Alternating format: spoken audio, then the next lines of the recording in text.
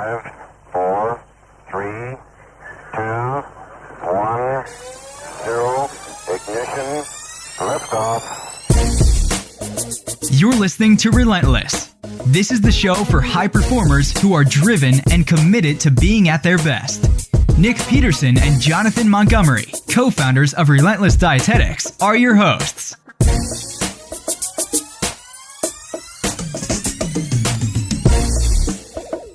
Welcome to the Relentless Podcast. I'm Nic Peterson, hanging out today with Jonathan Montgomery. What is up? And the Dr. Trevor Kashey. Hello. And again, we're here today to discuss getting a little bit better every day. Most of our episodes, all of our episodes, in fact, are in sequence. So they're going to kind of build on each other. If you didn't hear the last one, I would go back, give it a listen. We really talked about what Dr. Kashey likes to call cutting the crap. Via negativa, removing the stressful stuff to make room for other stuff.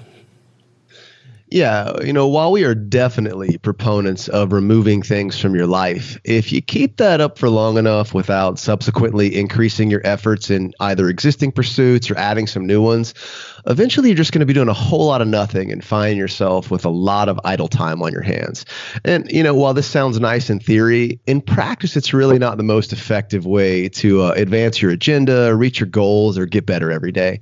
And if you're listening to this podcast right now, you're probably not the type of the person who would really enjoy that life. Eventually, you're going to have to do the work if you want to win the prize. Yeah, and people may be confused because in the last episode, we told them to remove a bunch of stuff, and now we're suggesting to put it back in. But that is because there's a very specific way we like to put things in. Relying on willpower, just a list of things you have to get done, is exhausting. I know I struggle with it. So when we add new things in, we want to add them, we want to introduce them into our life in the form of habits. Yeah, I know there are more than a few differing opinions on willpower. One of my favorite examples of this is Jocko Willink's stance regarding moments of weakness when he says, your will doesn't break, it never showed up in the first place. Regardless of where you believe on that, I think it's a fairly safe assessment to make that willpower, whether it's indeed finite or infinite, it's absolutely a limiting factor for many people. For a lot of people, myself included, decision fatigue is a reality. The more decisions you have to make during the day, the lower quality those decisions can and do become on average.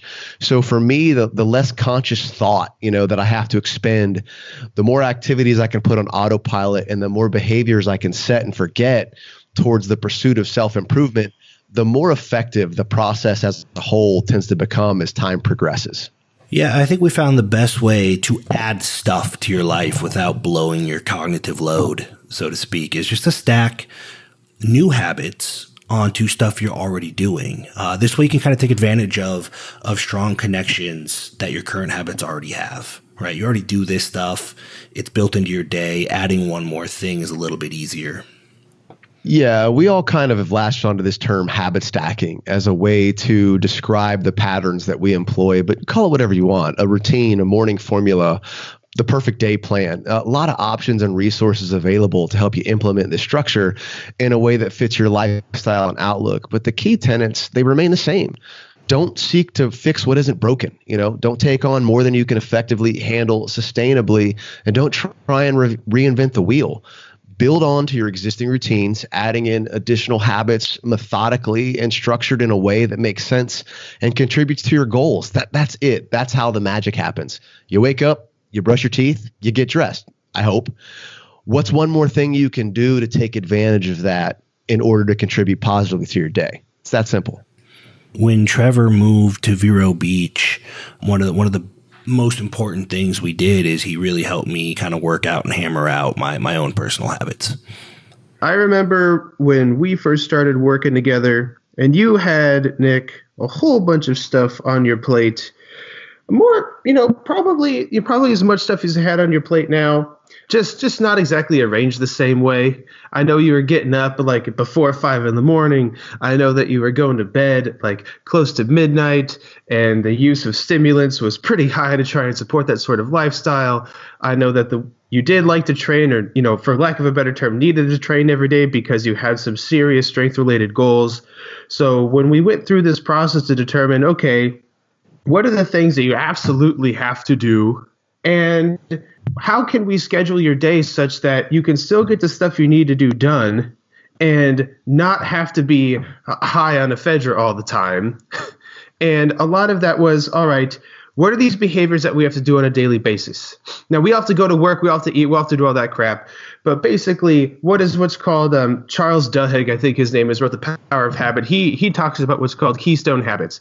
These are habits or behaviors, rituals, whatever term you want to use. Habit is a better one, that you have in place that really kind of snowball into other habits you have in your life, right? So what is something that you do almost daily where if you removed it, a lot of your day would fall apart, and if you have it, then you can structure your day around it. And with Nic, a lot of that was training. He was a top-level power lifter at the time, still strong as hell. In this case, he had to wake up before 5. He trained people, at his gym until 10 a.m. or 11 a.m. or so, and then went back for a second shift. And as it turns out, there's this block in the day, kind of reminds me like when Thai restaurants are closed for lunch, where this was an excellent spot where you can shift some of your schedule around. And we decided, all right, we're going to train here, which is kind of scary because powerlifters normally train at night because they eat, they have meals in them, yada, yada, yada. But basically what happened was we decided his keystone habit was training. I don't consider work a habit. Work is just a place you have to show up to and get tasks done. So training is his keystone habit. We put it right smack in the middle of the day, and then we planned out, okay? And then what do you have to do before and after you train? You got to eat. So there's 2 of his 4 meals or 2 of his 5 meals taken care of. We know that the time before he eats, he works. We know the time after he eats, he works. So as we built out, we figured out that when we realized that training in this context was his keystone habit, then we could start applying his other daily behaviors around the time scheduled out for his training. Yeah, and because the focus was on the keystone habit, the things I was already doing, they were so strongly wired into my brain, it was really easy to just add one more thing to whatever it was and just build it out from there. When it comes to keystone habits, obviously, you had your routine and you set it up around the things that are important for you. But myself, when I set my structure up, I'm a huge fan of the pay yourself first principle when it comes to investing in yourself. So the day-to-day reality of this for me means I start my day off by putting money in the bank of me. This means I wake up early and I block off my morning to include the things that I feel are important, whether it's self-study, reading, writing, personal development, growth-related tasks, whatever it may be. To me, this has been a game changer, stacking those tasks first thing in the morning when I'm fresh, motivated, and able to focus on it. I'm just more likely to retain the information, gain insight from the material, be more productive, and I'm not as likely to put them off, get caught up in other tasks and not make the time for it, or simply just see it as a chore later. This gives me also the ability to stack other tasks throughout the day that may not require as much intensive mental focus and thought at times when those qualities may not be as readily available. And for me, I got to get up. I got to start my day. I might as well start it in the most impactful manner that I can, and then use the rest of the day when maybe that willpower or desire isn't necessarily there to stack other habits that don't require as much, effort or mental thought to be effective in. I spoke a lot about what Nic's habits were and how to structure his day in a way that would make sense for him. To pull back into our episode about removing stuff, it was interesting for me because it was the first time in my life where I had actually moved to Florida, and Nic and I were living together at the time. So I want to mention 2 things. One is that since I was there was a huge accountability component to the habit stacking and building the routine. We were both doing things together, and we helped keep each other on track a lot of the time.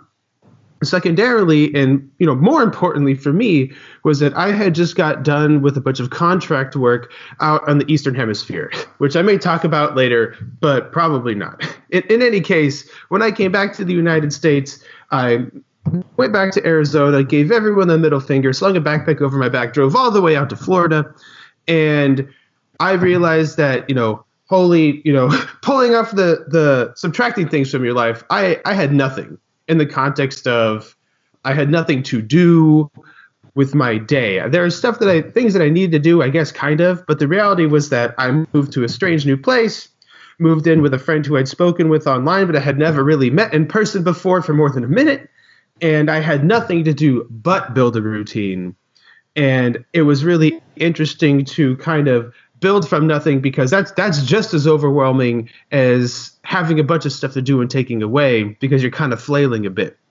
So it was interesting that he already had his keystone habits in place, and I kind of built off of the schedule that we had built together with him, and it expanded out from there. I was just filling gaps in instead of stripping stuff away, because I already had that phase of I have everything in my life stripped away right now. Yeah, that is the ultimate via negativa and then the ultimate habit stack.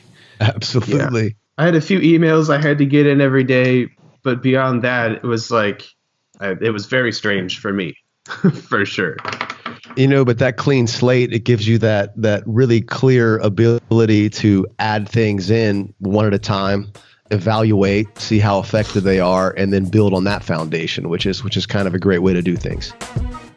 If you're ready to get the body you desire without depriving yourself of the foods you enjoy, download your free diet playbook now at www.relentlesspodcast.com. And this is kind of how our programs are built, isn't it? Just kind of identifying what people already have in place, assuming they have something in place, and then building off of that.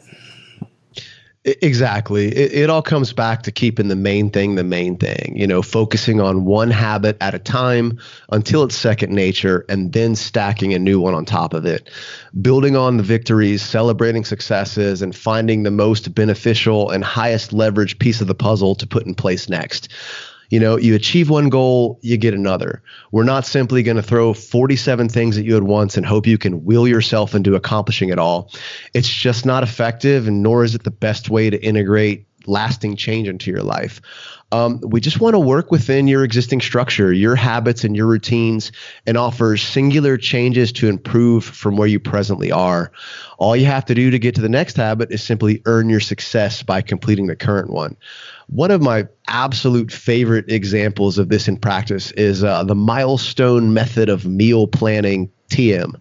Trevor has devised simply the most efficient and practical way of feeding yourself ever, while solving the great debate of how many times a day one should eat, simply by finding a plan that fits your life, and instead of forcing your life to fit a plan. T, you wanna go over this a little bit? It was brilliant the first time I heard you come up with it, just in its simplicity, but the way it does build on habits. Oh, putting me on the spot here, man. That's what we do. This is the milestone method of meal planning, TM. And I think they're actually tried to trademark saying TM, so that I say TM twice. In any case, the whole purpose of the milestone method of meal planning is, like you said, to address how many times a day do I eat and when do I eat? Which sounds a lot like, all right, at 3:03 p.m., you need to have 3 bites of chicken breast and 9 grains of rice, which is exactly the opposite of what we want to accomplish. I do think it is extremely important to have structured meal times and structured meals. I do not think it is extremely important for me, Jonathan, or Nick to tell you what those times are. And this is where, what you guys are calling habit stacking becomes super important. The whole philosophy around the milestone method of meal timing is that every single day there are natural breaks in the day, natural starts and ends and breaks. Everybody wakes up. Everybody goes to bed. Most of the time you're exercising. You're driving to work. You're driving away from work. There's probably 15 different times in your day where you are transitioning from one task to the other.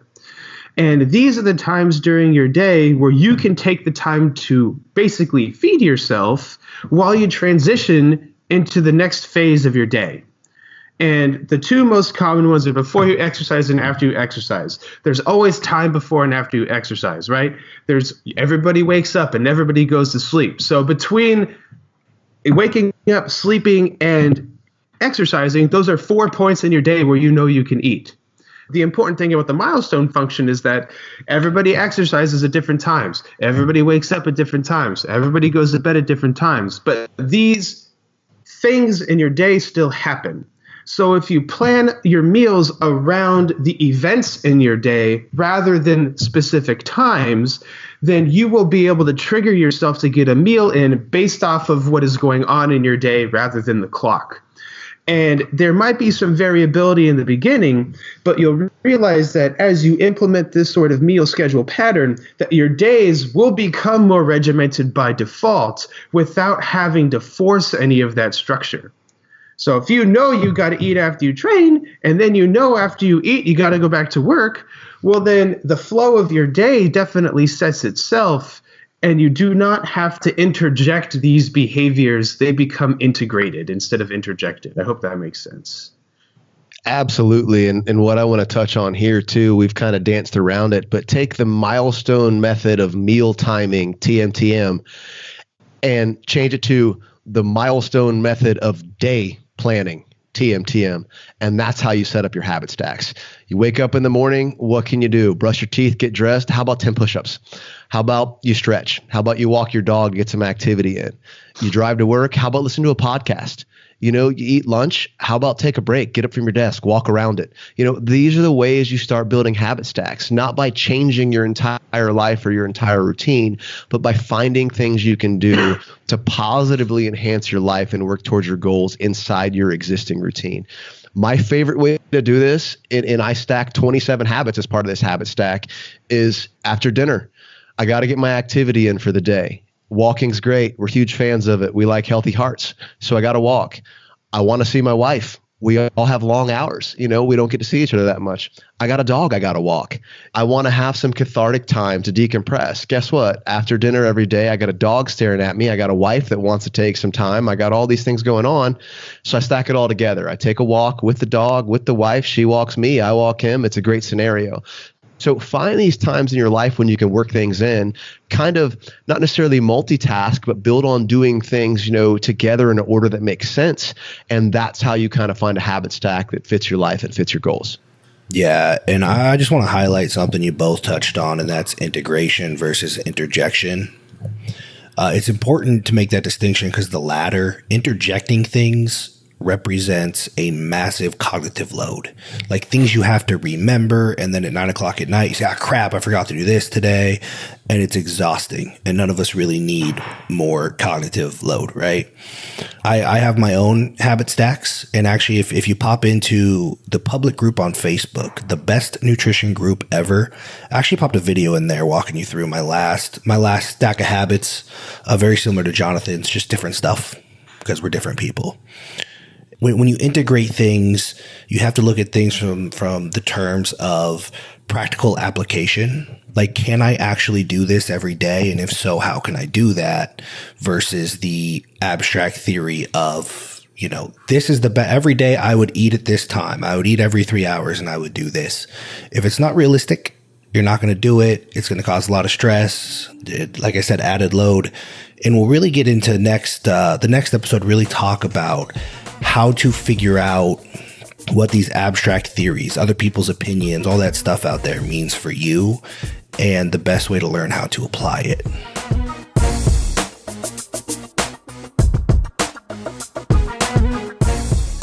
You've been listening to the Relentless Podcast.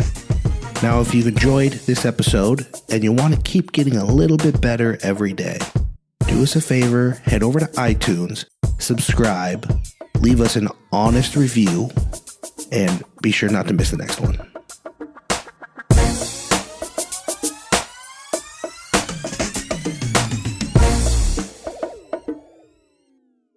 This is thepodcastfactory.com.